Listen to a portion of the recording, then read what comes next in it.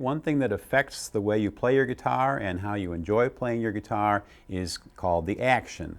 And that pretty much means how the strings feel when you push them down. Now, if your strings are adjusted too high, you won't notice anything bad about the sound. It's the feel that's going to change. They're just going to feel too stiff when you put your fingers down to form your notes. If the strings are lower than they should be, they're going to make rattling noises, and that's just going to make everything sound bad and not clear.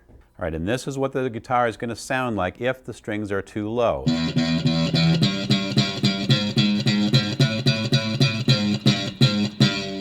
Lots of buzzing noises. Not so musical. On most electric guitars, the way to adjust that string height is by adjusting the bridge as a whole or by adjusting the individual string saddles on the bridge. To make the adjustment, I'm going to turn, in this case, the two screws that hold up the saddle. This one uses two screws so that it stabilizes the positioning as far as right to left.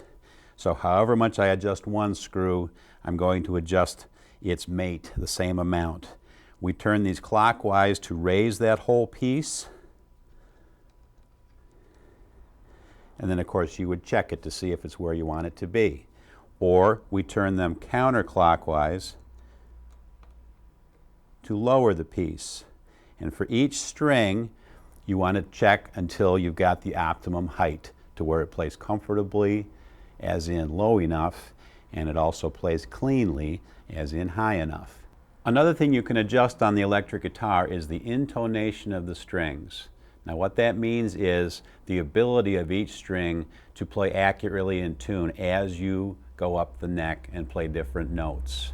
If the intonation is correct and if the string is in tune to begin with, then all the notes you play as you go up will also be in tune. If the intonation is incorrect, then even though the string starts out in tune, by the time you get somewhere up the neck, those notes will sound either too high, which is sharp, or they'll sound too low, which is flat.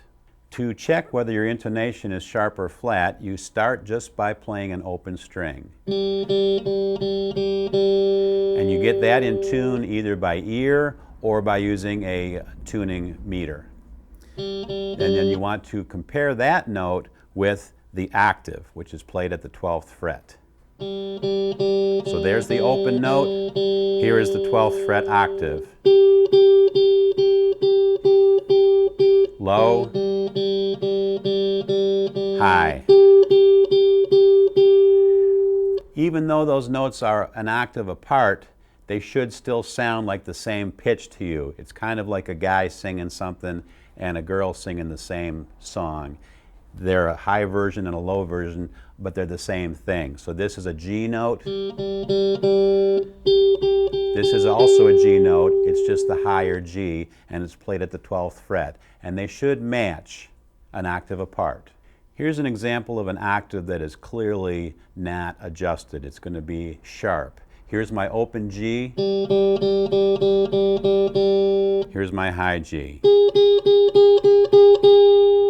I think you can hear that that's just off. So if your octave is sharp like that, it means the string is too short and you need to lengthen it. And here's how you do that.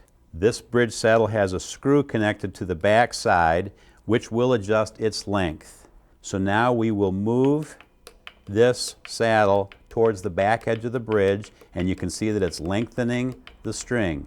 And now we'll test it again. Remember, you always start your test with the open string in tune. So you recheck that either by ear or with your tuning meter. So now we play our low G again. This time the high G matches because the string is now the correct length. Now if you run this test and your octave turns out to be flat, it means the string is too long. And we will now adjust that bridge saddle inwards to make the string shorter, and then you run the test again. Now, this stuff can be pretty hard to hear as well. You might be able to fool yourself and think, yeah, that matches, or maybe it doesn't. Well, you can't necessarily depend on your ears all the time, so you can use an electronic tuner. And an electronic tuner makes this whole thing very clear. It'll have a readout that shows you, yes, you're exactly in tune, or you're a little bit flat, or you're a little bit sharp. Different ones work different ways, but every one of them will tell you that information very clearly. Once you go through these techniques a few times, it'll become natural for you. It'll become a comfortable procedure to go through.